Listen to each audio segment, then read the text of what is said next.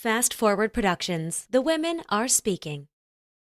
The good dirt means acknowledging that you are the good dirt, and there's no good dirt outside of you. You have everything you need to make what you were born to make. And we often think I need the secret, or I need this mentor, or I need this money. But actually, you two talk about it so much. It's you're standing on the thing that you need. The dirt is you. So you have what you need.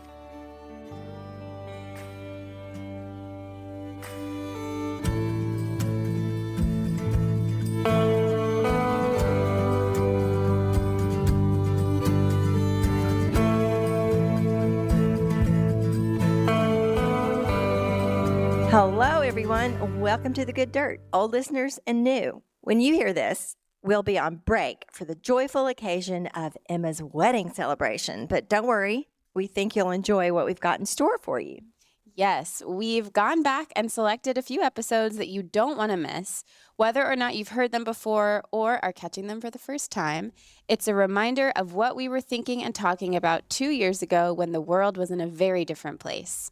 As was some of our sound technology, but that's okay. We love reflecting on how far we've come in so many ways, how we've evolved in our production, and how we've brought the inspiration from these past conversations forward into life as we know it today. So here we go with a retrospective episode from 2021 in its entirety, intro and all. So listen up now for some of the best of The Good Dirt.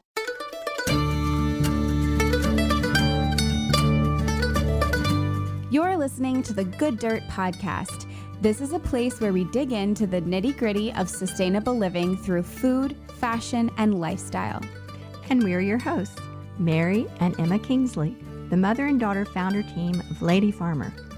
We're sowing seeds of slow living through our community platform, events, and online marketplace. We started this podcast as a means to share the wealth of information and quality conversations that we're having in our world as we dream up and deliver ways for each of us to live into the new paradigm, one that is regenerative, balanced, and whole. We want to put the microphone in front of the voices that need to be heard the most right now. The farmers, the dreamers, the designers, and the doers. So come cultivate a better world with us. We're so glad you're here. Now, let's dig in.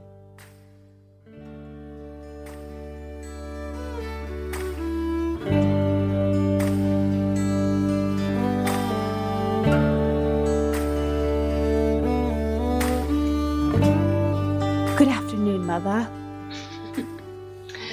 Hello, Emma. How are you doing today?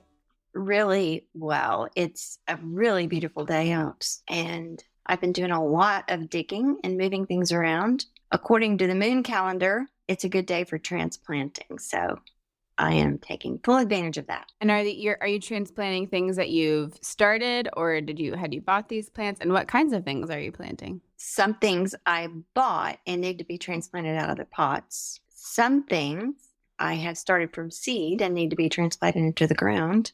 And other things I'm just moving around from one place to another. For instance, I found a spiderwort in the middle of my raspberry thicket.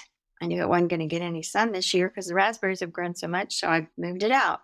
They do okay in the shade, but I thought I wanted it to be out where I could see it. And haven't you been doing a lot more for with native plants this year? Oh, yes. We've been researching and trying to find where we can get these plants that are particular to the area. Isn't that funny isn't that kind of ironic that you have to track those down? Yeah, there's so many things that you have to really seek out. At least this year, most of the sales have been online. You look up the list of plants they have, decide what you want, go on at a certain time and try to get them before they sell out, kind of like buying concert tickets. Yeah, that's what I was going to say. That's the 2021 concert tickets phenomenon. Yeah. The rush for native plants. You have the good dirt under your fingernails. I do. I have really good dirt under my fingernails. Well, today we're talking about creativity and bringing your passions into the world. And it's a little off the path of our regular farmer, fiber, textile world. In the past couple of weeks, we've been doing a lot of slow fashion episodes, but I'm really excited about this episode. It's a little different. And I'm wondering what you would have to say, Mom, about creativity and slow living, and why we would even be talking about this sort of thing on the Good Dirt podcast. I think creativity has everything to do with the good dirt and slow living. And we talk about this in the episode. It's really the good dirt is, when you think about good dirt in the literal sense, it's the foundation of everything. It has everything in it that things need to grow. So good dirt is creative. It is the creative substance on the earth, I think. I think you could say that. You think you can say that? I would agree with you. I also think that the good dirt, I mean, by itself, left alone, would do amazing things. But as humans, we have this amazing creativity and capacity to do good things with the good dirt.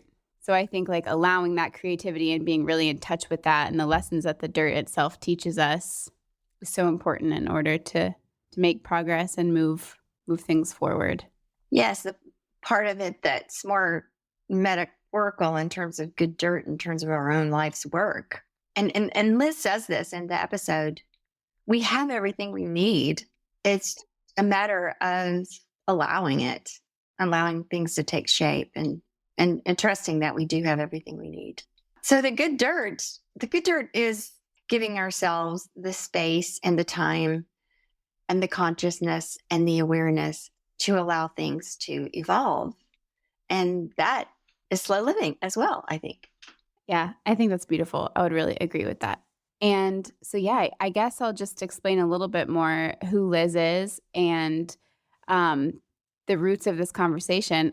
I didn't mean that as a pun, but I'll take it. Yeah. The roots of this conversation. So Liz actually has been a creative coach of mine, and she runs a collective of female identifying, women identifying artists and creatives. She's all about the collective becoming and living into your passions and your visions and creating the future. And in her bio, she actually says she's a creative catalyst. I love that word. She's a writer, a coach, and a speaker. She is devoted to bringing more women-driven stories, leadership teams, and art into the world. And she comes from a background of performing and directing. And so she comes from this performing path. And we talk about it in the episode. We share a background in ballet dancing, actually. So that was fun to chat about. And this conversation just meant a lot to me because I know her on a personal level and I've worked with her and it was really fun. I don't think you had met her before, Mom. So it was really fun to kind of all get together. It really felt like three friends hanging out. It was really fun. It was such an enjoyable episode. You know, we tape these things several weeks before they go up. So this one I listened to today and it was so good. I called a friend and said, you need to listen to this. Any other like takeaways that you want to leave people with before we get into the episode, or do you want to just let them enjoy it? No, I think we should get to it and just really absorb this and see how it applies to your life. Yeah. Enjoy.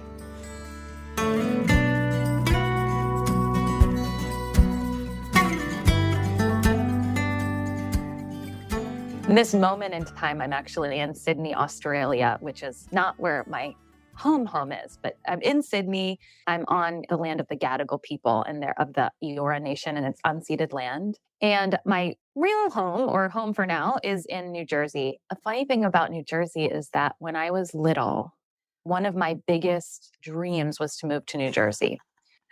I grew up in Philadelphia in just like the most non-conventional household. The kitchen was on the third floor of the house and all the bedrooms were on the bottom floors. My parents had a non-conventional marriage. My parents were these like experimental artists, and I went to these really traditional schools. So everybody's parents were like a doctor and a lawyer, and mine was a Renaissance musician and a multifaceted opera director, an architect, and many other things. So I just had this totally non-conventional, wild upbringing. And as so many of us do when we're little, all I wanted was normalcy. All I wanted was to be in New Jersey. I just thought if I could get to central New Jersey. In my house, I was fed really weird hippie food. And like all I wanted was white bread in New Jersey and like a normal family. So it's just funny now that I'm living in New Jersey, I feel like I'm completing this childhood dream. I'm in northern New Jersey. It's not central, but it's funny, I think we put these dreams into the universe at various points in our lives. And it was just, we're not in control of them. So it's fascinating. You manifested New Jersey. I manifested it. New Jersey is the gift that sort of keeps unfolding and unwrapping itself. Okay, so right now you're in Australia, but your home is New Jersey. So the other sort of dreams I had when I was little and what I was so clear about wanting from a very young age was that I wanted to be a ballerina and a cat and a CEO. And I just sort of felt it was really clear. And it was very specifically those three things together.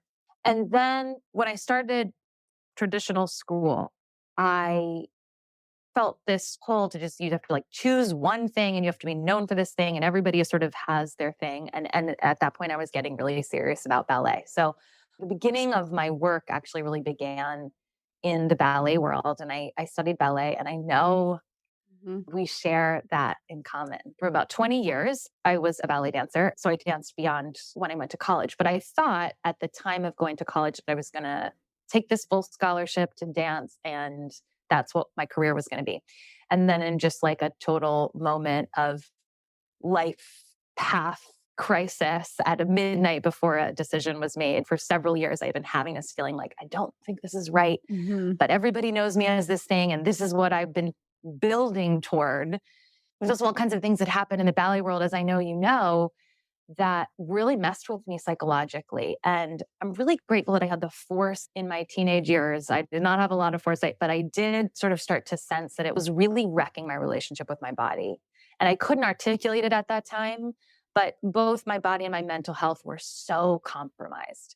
And not that we couldn't figure out a way around that, but especially at the time that I was training, there was like zero awareness around that. And it was just like, everyone dealt with their own private mental health and body challenges, but we weren't talking about it in training young artists. And so I was really suffering. So luckily, I just had this voice inside me that was like, this isn't right. And so I listened to that voice, was super curious about theater, and so ended up going to school for theater, and I became an actor and a dancer and then a director for about the first decade of my career. And then I had like another sort of period of unbearable angst where you're feeling a pull towards something and you don't know what it is. And it's coming out as just like an epic operatic crisis of who you are and where you're going. And so for several years, I was sort of in the middle of that. And I had started working for a coaching company and was starting to get curious about spaces in self-development and human expansion. That led to me getting certified as a coach and starting a business that I never in a million years thought I would start. And now I run a community for women creators. I have a coaching practice and I speak and I write. What I do now, actually, it's really interesting. When I was growing up, I didn't know anybody who did what I did. Since my growing into adulthood and into the world, like the coaching industry has exploded. The online space is the space that wasn't a career when I was growing up. I'm really kind of on the edge of my seat with your story. It's really interesting and it really resonates. Emma, I'm going to tell the story of when you were a dancer and you were off at some summer intensive thing for like 9 weeks or something. It was really long. And you kind of called me towards the end of it in tears. And you said, is it okay if I don't become a dancer? Like she was asking me if it was okay. Like she had set up this thing in her head that this is what she wanted to do. And everybody around her thought that's what she wanted to do too. So she was like asking my permission to let go of that dream. Do you remember that moment, Emma? That's intense. Yeah. Is that how you remembered it from your perspective? No. I mean, I don't know if I remember like that phone call, but I do remember that feeling that summer, that track that I would feel like I would need to ask my mom permission because I, didn't want to let her down or whatever. I don't know. I really resonate with that. I certainly went through my own experience with that. And I actually find that that is something that a lot of people struggle with when they are starting to feel what I would say sort of like an inner call, or your Howard Thurman calls it the voice of the genuine, like the inner voice inside of you that knows, that's guiding you, starts to tell you something. But when people are starting to hear that voice, I think something that can really stand in their way is this feeling of letting the people in their life down who've supported them on one path. And like, I mean, I remember feeling so bad. Like my parents had really sacrificed so much financially for me to go to these programs, and we never had the money, and they just always somehow pulled it together. So I remember feeling a ton of guilt as well. And I think the thing we sometimes get wrong there is we think that the job of sort of every dream is to complete it in sort of the traditional way that we are taught. But the way I really look at dreams is just that like they're containers for us to express our purpose and for us to become who we are.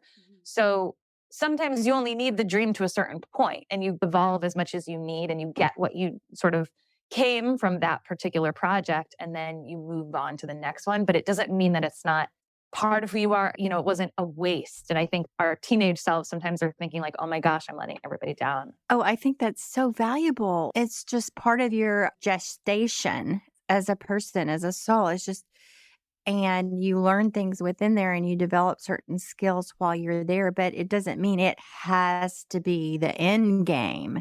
And it doesn't have to be who you are.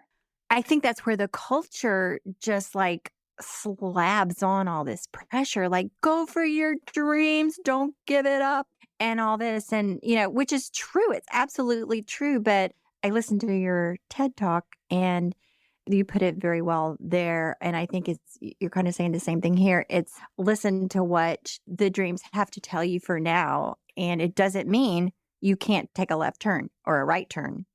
Yeah. And I think that we can be put under so much pressure of that narrative that I am this, I am a dancer, I am a founder. We get really attached to these identities. And I think something that has really liberated me, I still use those titles because it helps the world enter our work and understand who we are. But something that has really helped me is like our souls, the real work we've come to do and the gifts we've come to offer can come out in all kinds of different ways. And actually, I believe they're going to come out in whatever we're doing. So of course, we can find the containers that are like inspiring to us and interesting and how we want to spend our days. But the purpose is much bigger than like those titles. So something that a lot of people I work with struggle with is how to make space for all of those parts of who you are. And my answer to that is we need all of those parts of who you are, even if right now you're using a particular title or expression. Yeah. And also, I might just be restating something that you said, but going back to what you're talking about when you're at any age, but particularly in my experience when I was a teenager and I felt like I had to ask mom for permission to not be a ballerina. It's because you think you are that, like your identity. That's a prime time because in our teens, it's a whole identity crisis, right? And I guess it just takes kind of the unraveling of like everything that happens after that to really get to the core of it. And I'm feeling so like affirmed and inspired just even talking about it because we kind of constantly have to give ourselves that permission. Like 100 times a day. Yeah. Yeah. It's fascinating, right? That we have to give ourselves permission to be who we are. Yeah. What is that? So crazy. Well, this is such an interesting triangular discussion here because from the parent point of view, and Liz, you're a young parent, and Emma, you're not a parent yet. And I've been a parent for a good while now. And I've raised 3 kids, each of whom we encouraged from a very young age to be and do whatever they wanted to do. And so you think you're giving this emotional freedom, and then, but without knowing it, like Emma felt at some point, she felt like trapped or guilty by this thing. You know, I don't think we did that to her, did we? Did we do that to her by driving her to ballet 100,000 times while she was in middle school? I don't know. Shout out to all the parents that are, well, I know not right now, but even if you're shepherding your child to Zoom lessons right now, thank you for doing that. And that is beautiful work. No, I think some discoveries I've made in the last several years of my work is how strong and pervasive the cultural messages are around, all of us in this circle share identities as women, but for those of us, whatever your outward facing identity is to the world, the culture tells you what that means. And I think that so much of my daily work is really unraveling those cultural messages that I don't believe are the ones that are going to get us to the next chapter of our collective evolution.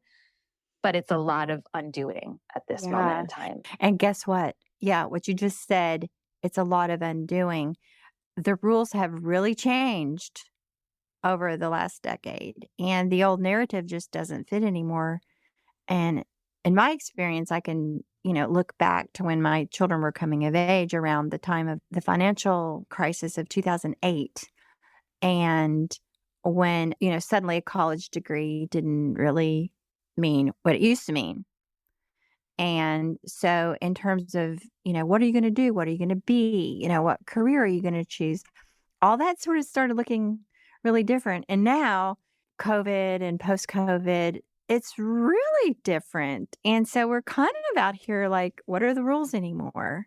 And, employment versus career versus dreams and passions and all that. Does that all even go together anymore? I don't know. I think I don't know is the right approach. I really think we're in a new gestation phase right now. Yeah. You use that word and there's so many fascinating metaphors between the creative process and process of how living things evolve. And so I think we're in that primordial soup moment.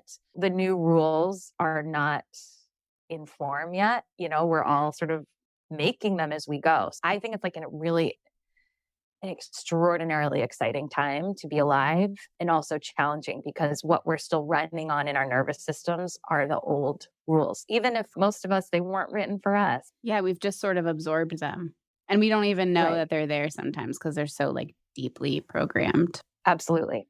I agree. I've been sort of thinking the same thing. Like, these are really extraordinary times we're living in. These are times when, in a way, we get to write the rules. We get to reimagine what it's like to go out there in the world with your passions and do something. And then but how do you make a living? That's kind of the old message. But then it's like, what's a living? I even think that making a living, even that's changing. I don't know. Yeah. I mean, I think the entire landscape, we're now in an age of ideas, ideas are currency, and it's all changed so much. And I think, I don't know, hearing you say that, I was thinking it really is one of my favorite parts about what I do is sitting with a group of people or sitting with somebody and watching that moment when we realize that this rule that I've been living by is actually not mine, not designed for me, and I don't have to follow it. That freedom, and it's like a crack. It's like a moment. There's usually goosebumps. And then it's like, okay, so then what? Then what are we going to build when this is no longer the operating principle?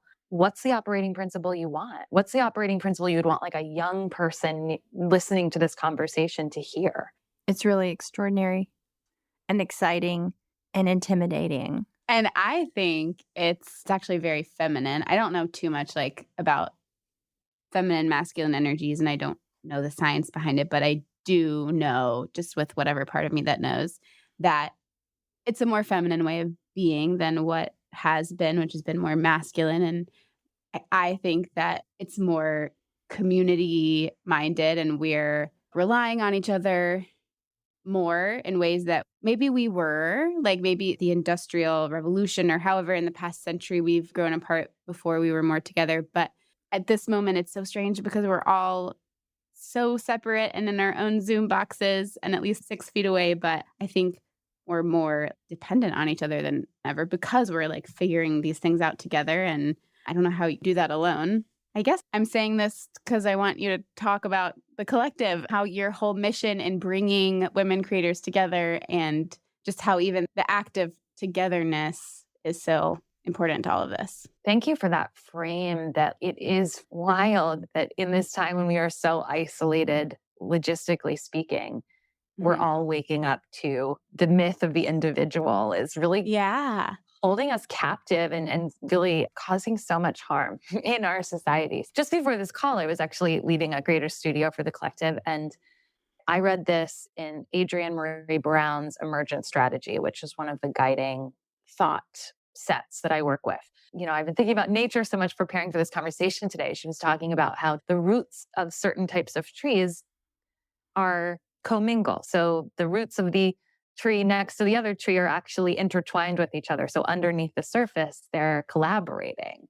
And I was saying to everyone in the Creator Studio, like, that's what I think we're doing here. So Creator Studio is one of the ways we gather, which is actually like a time for you to do your creative work in your space, but we're all together doing it. It helps people to have the energy of the group. But I'm like, it's not just like, oh, yay, community. It's like your roots are intertwined. I really believe that's happening. So there's a lot happening behind the scenes here. And your work, your voices, your ideas, they are actually in conversation with each other, and they are co-flourishing and co-creating and sort of making that space to grow together.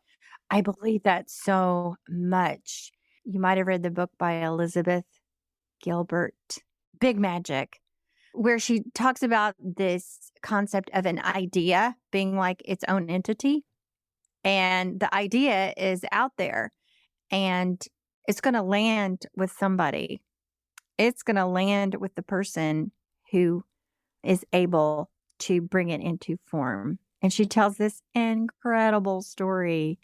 I won't give it away, but how she had an idea for a book and she worked with it for a while and the book kind of slipped away from her. And then she had a good friend, another writer friend who's also very well known. And the friend said, oh, I'm working on a new book. And the book is, and she described it and she goes, and she had this aha moment. That was the idea she had been working on. She had decided not to bring it into the form. So this other author had received the idea. So that sounds kind of woo-woo, but I think that's kind of what you're talking about, Liz. Like these ideas are out there and we're like trees. And I've heard this thing about trees too, that the roots go, they go like over the whole earth. And so all these trees are connected and they might be across the globe. I mean, look, we're talking to you in Australia.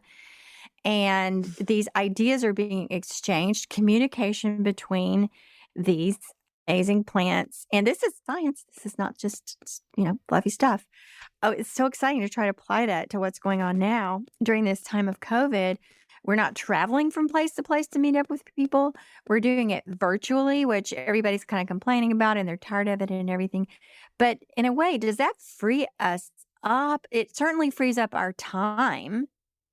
It gives us more time maybe for imagination, maybe more time for reflection about what's going on. I know for me personally, like the time that I have gained from not driving to meetings or, driving here and there to meet up with people. I know COVID is really rough in many aspects, but the gift of time and the gift of not having to be physically present for everything you do has been really big, and I think has been a real boon to my own creativity. And I also think we've been forced to think about time differently because of so much unknown.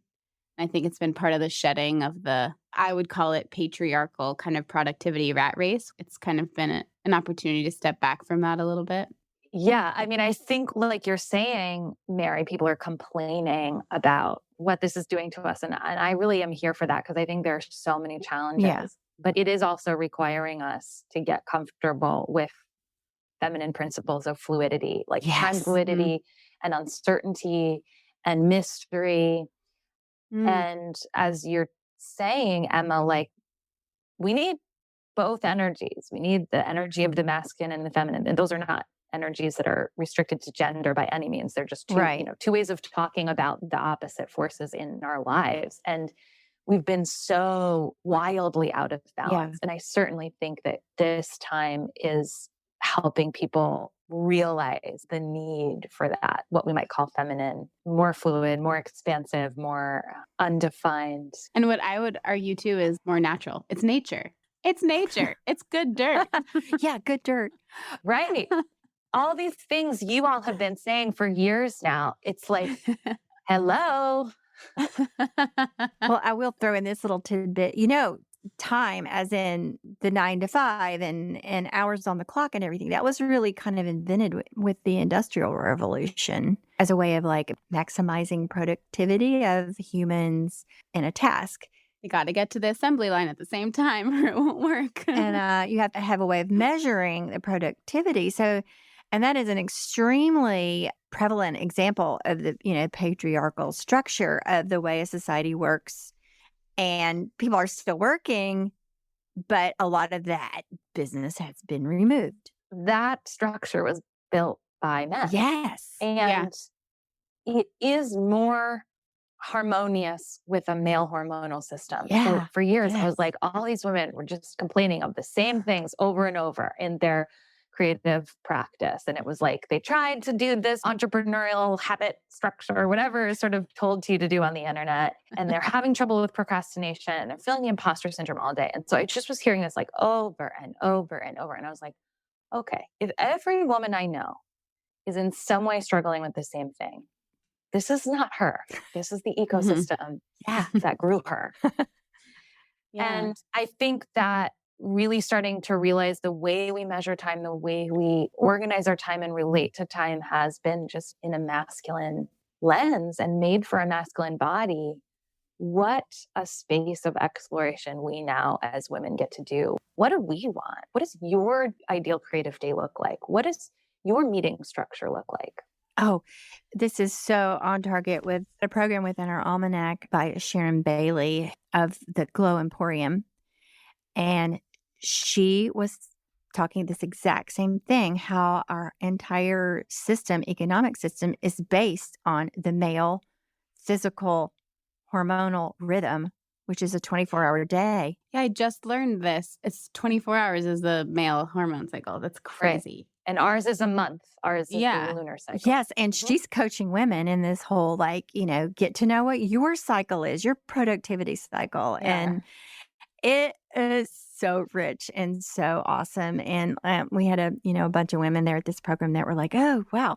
And, they're going to start tracking what their own energy cycles are. And it was a similar experience, Liz, to what you're saying. Everyone was like, what? Wait, Right. I'm not the only one who feels this way. It's like we've been like, that's one thing. But then the other part that's shady is it's like, how come we're just now talking about this? Right. How come no one told me that my cycle is the rhythm? Like that's going to tell me my body actually is the rhythm. We got the wrong memos. Yeah. We got some really crappy memos. Yeah. And we were talking about in the same program how like in the, I guess, 70s and 80s and 90s or whenever, that women were so excited that they got to go out in the world and act like men. And then it started like not working. And they're going, hey, well, what's the matter here? We get these great jobs and we get all these opportunities, but, something's still not jiving. And here we are and getting well into the 21st century. And a lot of the old structures are crumbling now. And we're going like, hey, I think we're onto something. We are. So I believe the creative process is biological. It's our right as humans. It's what we're here to do. And yet I work with women. So many women struggle in the creative process, and particularly like finishing their work or getting to the work that matters the most. And I really just, first of all, we weren't taught to have a sovereign and harmonious relationship with our creative process. Most of us, the creative process, if we grew up learning about creativity in some way, there was a person in power who was in control in some way. So who said once we go to school, usually, when you're age 2 to age 5, it can be this like really sort of fertile time. But then once you start getting into a lot of the places where we learn how to be creative, who was on somebody else's term, and they would say like, oh, that work was good or that work was bad, or, here's what's right or here's what's wrong. And we don't learn how to be leading that or guiding it or having what I would say like a really collaborative relationship with our creative voices. And so that's what I am so wild about is like, what's going to happen? And I think this is the work of our generation. Like as we restore what I believe is a biological process to particularly this group of our world, women and underrepresented voices and people who have been taught that their job is to serve somebody else's voice as opposed to source their own. what is going to happen? What is the world our children are going to live in when it was built by people who have restored their relationship with their creativity in that way, who've been told for centuries that your job is to elevate or to nurture or to nourish someone else's voice. And for many of us, historically, we've literally been persecuted and ridiculed and harmed, when we do share our voice. And that's like really rooted back into all the stories in our collective history. Oh, wow. This is such great stuff. And I really resonate with what you're saying. Like, what's the world going to be like as we're learning and embracing these new rules, so to speak? I find myself thinking sometimes, oh, I was born in the wrong era. Here I am 2/3 of the way through my life. I'm in my 60s. Hopefully I have another good 30 years left like my parents. But it's so exciting to think of what's to come and where this is all going to go. I mean, it's just really thrilling to me. I sort of struggle with the feeling and I kind of missed it. Or you're a Missed it. futurist. Yeah, I think that's what you are. Well, okay. What does it feel like to be a futurist? It's like, oh, I want to be like 25 right now instead of 63, Oh, so that you have all this to look forward to. I want to like ride Like- this way, not to whine. But you have. Well, You forged it. Yeah. You made me. I know. Oh, I once had a coach that said, the next generation is always like a step ahead like in kind of an evolutionary way of where you were. Oh, I see that so much in Emma. I mean, if I knew the things at age 30 that she knows now or the understanding, like, oh, wow. I have also felt that Yeah. about Emma. Where you are at 30, oh my God. Yeah, really. I can't wait to see what you do in your next decade because you've done so much foundational work. And also you have just like made so much in like a short time. I can't wait to see what's next for you. Thanks to like the amazing women that I have around me, Yeah. like you guys, Yeah. to shepherd that. I mean, yeah, kind of back to what we were saying about this intertwined communityness, which, I was also thinking as we were talking about that earlier, is like very not capitalist. Not that I want to go like anti-capitalism because that's a whole other podcast, but it's just a whole different way of thinking about like, think what's happening here is we are becoming so acutely aware of this like square peg round hole world that we've like made for ourselves. You know And- what my first line in a play was? What? It was round souls don't fit into square bodies or something. It's a Ben Franklin quote. And now I don't remember exactly what it is. Okay. But my first play ever was called Frankly Franklin about Ben Franklin. And my whole life, I have felt like the odd one out. Like I've just always felt like I'm outside a window and everyone's inside of a room and they're all hanging out and they all know this secret. And I am just like over here doing something else. Yeah. And I've realized, and one of the blessings of my work is I listen to people talk all day long and I realized like most everybody I'm interested in feels that way too. So again, Yeah. what's the ecosystem we were raised in? I just think it's so cosmic that was my first little moment of speech on stage. I was so nervous for that line. We're going to look that up and put that in the show notes because that's really cool. Yeah. That's a great quote. I want to talk about like slow living and creativity. For me personally, and for anyone who knows my mom and I and this brand, they understand that creativity is a huge part of slow living. And that might not be one of the most like obvious things that people think of first. So I'm curious as to how you think creativity and slow living are connected. Well, something that I try and then fail and then try again to live my life and work by is that how we make something is as important as the thing that we make. And that how we make something is a place where we design and build the new world. So I have my best friend is a teacher of first and second graders.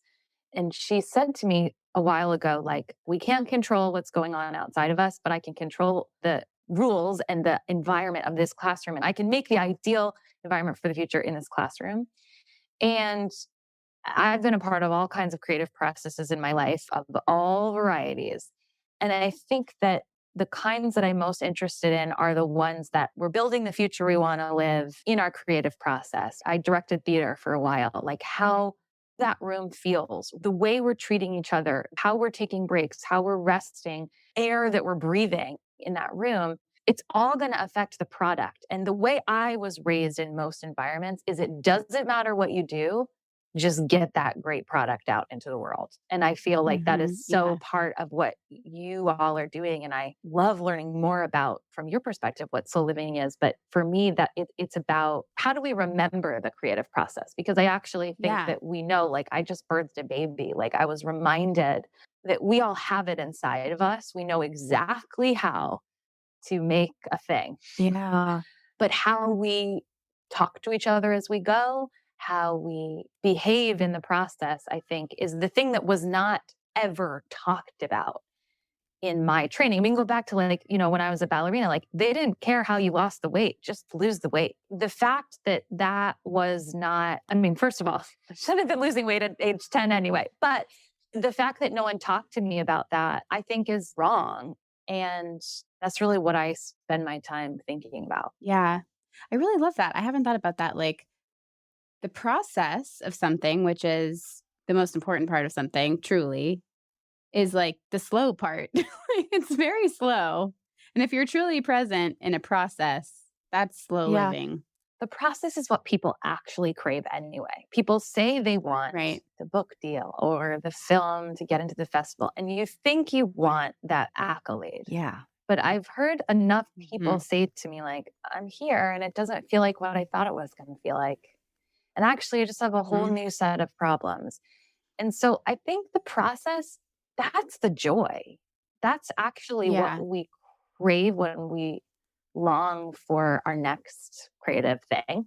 And I think that's something that's so innate. I mean, besides the fact that we're humans and we need food and food comes out of the soil. But I think that's something that's so satisfying about growing things and getting your hands dirty and everything we talk about here at Lady Farmer about just getting more in sync with the rhythms of nature, even if you're not a gardener or a farmer, but just like recognizing that as the days get shorter and it gets darker, you might like live a more hibernated kind of life. And it might, just rhythms of life as nature tells us to live them that we have grown so far away from. So, and just talking about sustainability, like I'm really interested in how people can create sustainable paths in the creative industries and not these paths that have seen so many people. And we'll go through periods of burnout, and that's a whole other conversation. There's great work being done around burnout right now, but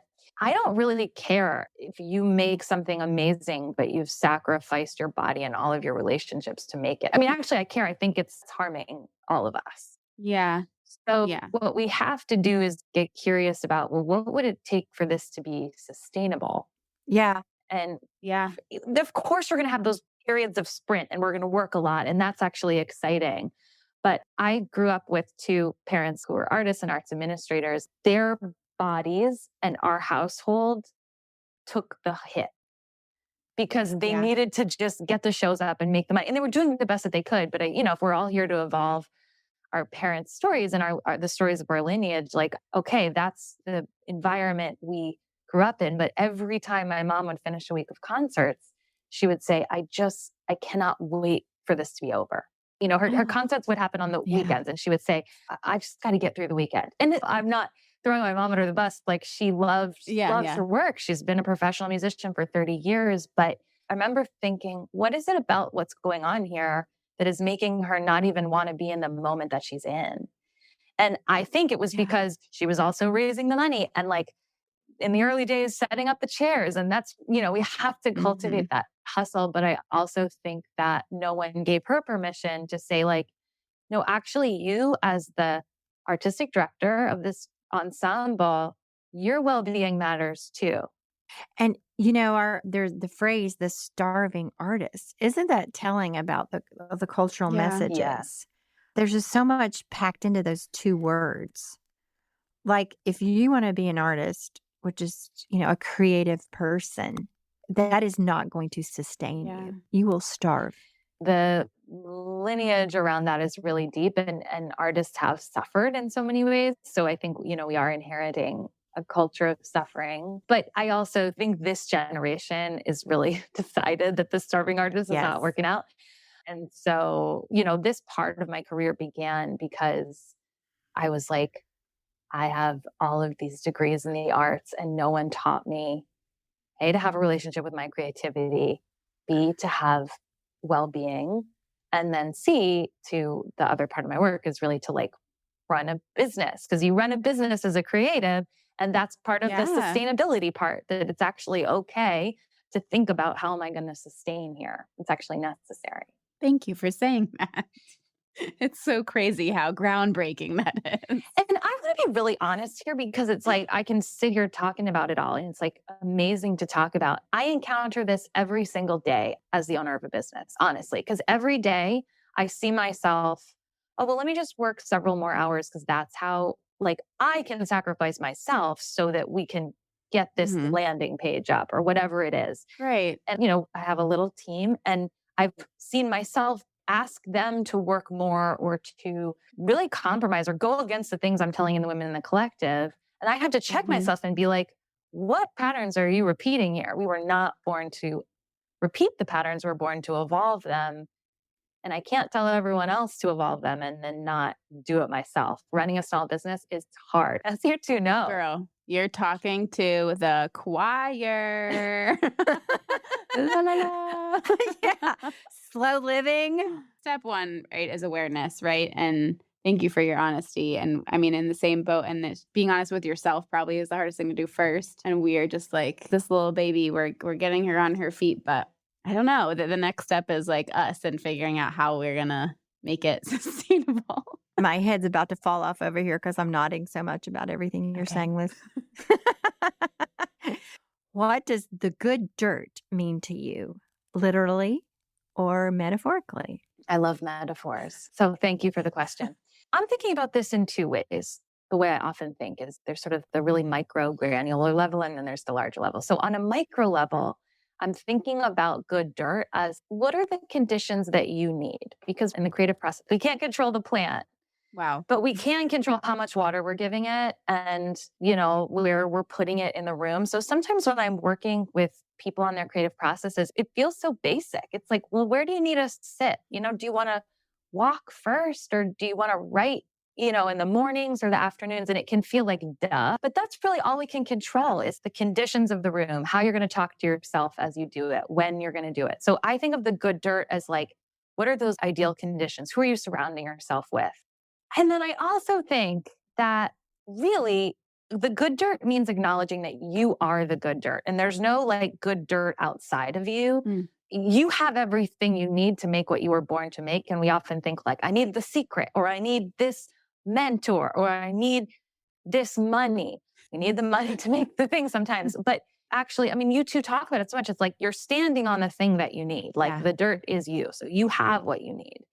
And then when I look at it collectively, I think, how are we making good dirt for the voices that have not been represented and allowed to flourish now get to sing and shine and be the stories and the voices that shape our future? And I think we can think about that in classrooms and in boardrooms and in any community that we're in. How am I making good dirt for the voices that matter the most right now and the voices that we haven't been hearing from for hundreds of years? Such a good answer. So Liz, I also love to hear people kind of leave us with what they most want people to understand about the work that they do.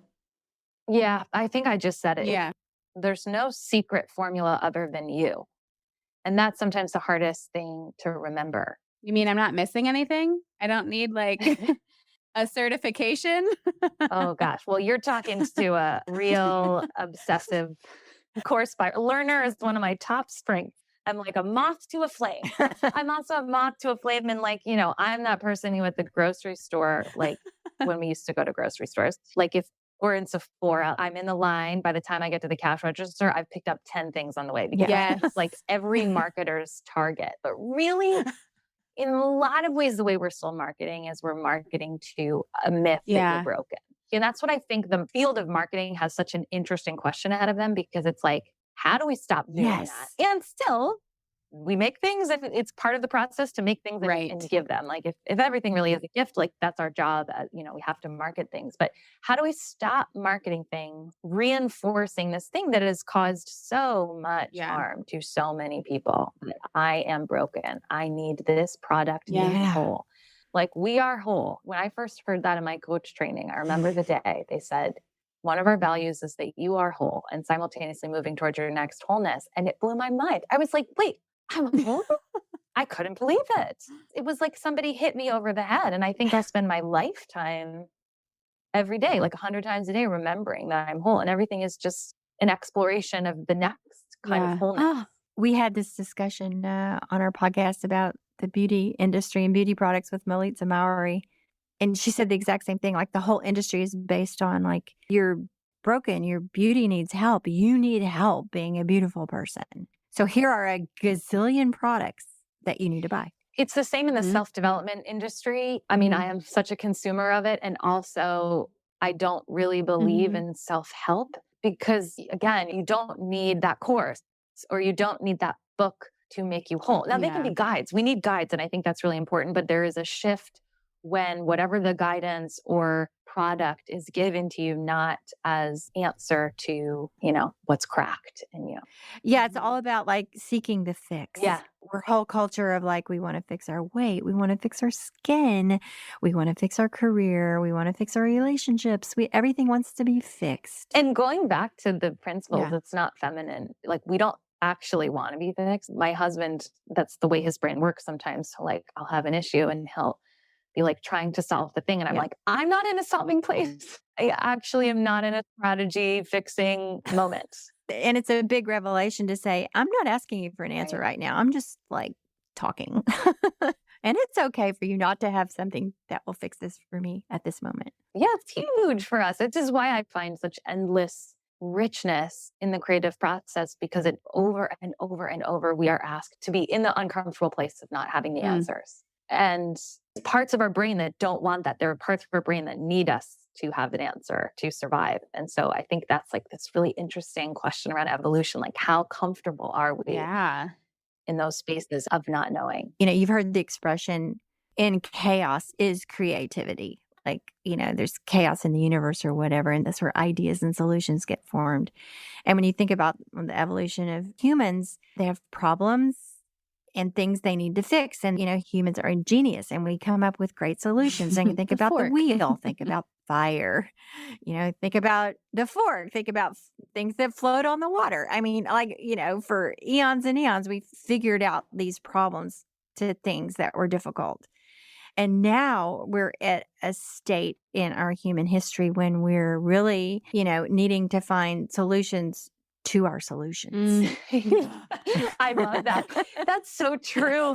It's so true. Yeah. As you were talking, I was thinking about going back to slow living. I think I'm feeling more and more with the way that the internet works in the digital age. The creative process has been so sped up. Like, if you're making an Instagram post, you do experience a complete creative process in that moment. Like you do go through the fertile void. You don't know what you're going to do. And then you make it and then you shape and polish it. And then you put it out there, even if it's like super sped up. But because most of us are doing that now on a daily basis, multiple times a day, I feel like it's missing some of the gems of what it really means to be in process. We're not getting enough time to be in that messy place, which can sort of do crazy things to our mind. And it's making us more and more uncomfortable with longer creative processes. Like people just have a harder time writing a book because like they're used to just getting that quick hit of affirmation right away. And so, that's part of my slow living is returning us to a process that is longer. There is less feedback in that kind of quick hit internet way right away. Yeah. Back in the 90s and the early 2000s when we were still living in Georgia, and I had and still have a very good friend. She's Bonsart on Instagram. Lynn Felton. She's a wonderful painter. We would talk on the phone a lot. That was back when you pick up the phone and call your friend. You didn't have to text and ask permission if you could call. You just called. Anyway, we would call it. We would talk about like, how is this going for you? How's your painting going? She'd say, how's your writing going? And we would talk about our process and how we were structuring our day. And we would always say something like, this is my process from now on. And of course, it would last like 2 or 3 weeks or whatever. But we were talking like this for 20 years. And we laugh now. We used to say, you just need big, wide time.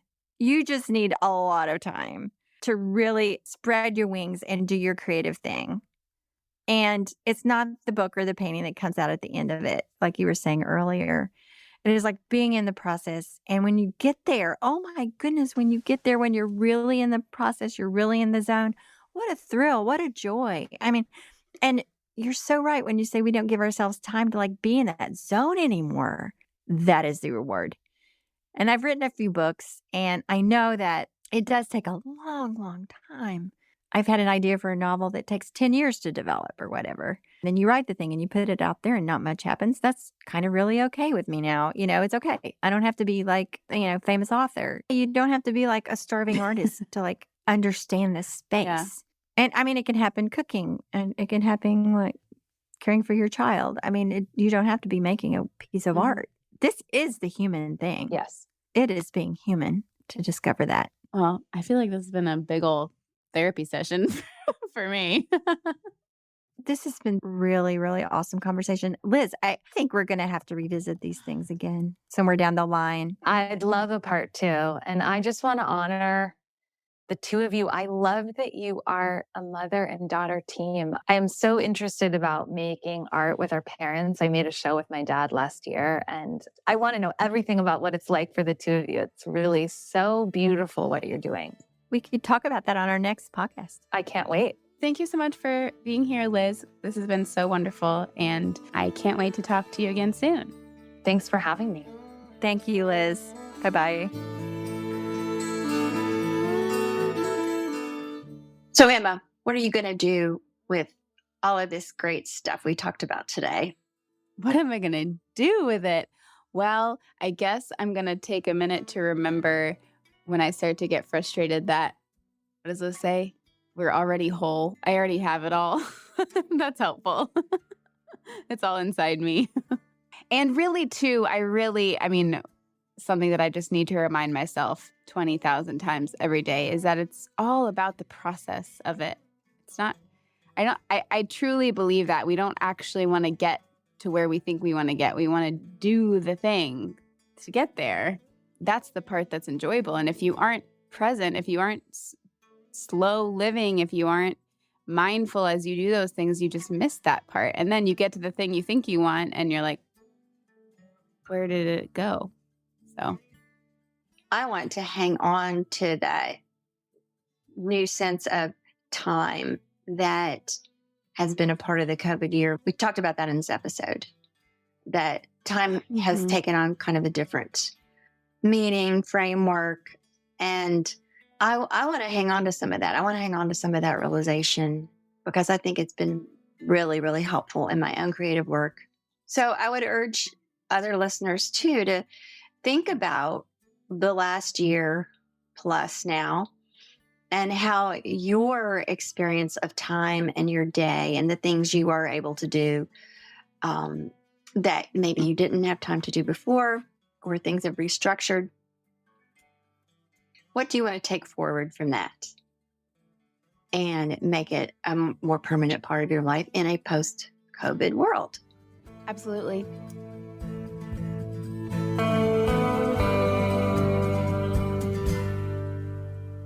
Thank you for tuning in, calling in, and spreading the good dirt.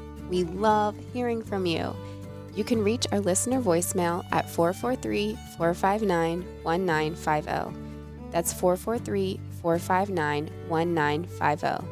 You can find this number in our show notes and in our Instagram profile. This show is produced by Lady Farmer, a slow living lifestyle community, and the original music is composed and performed by John Kingsley. For more from Lady Farmer, follow us on Instagram at We Are Lady Farmer. That's We Are Lady Farmer. Or join us online at www.ladyfarmer.com. We'll see you next time on The Good Dirt. Goodbye.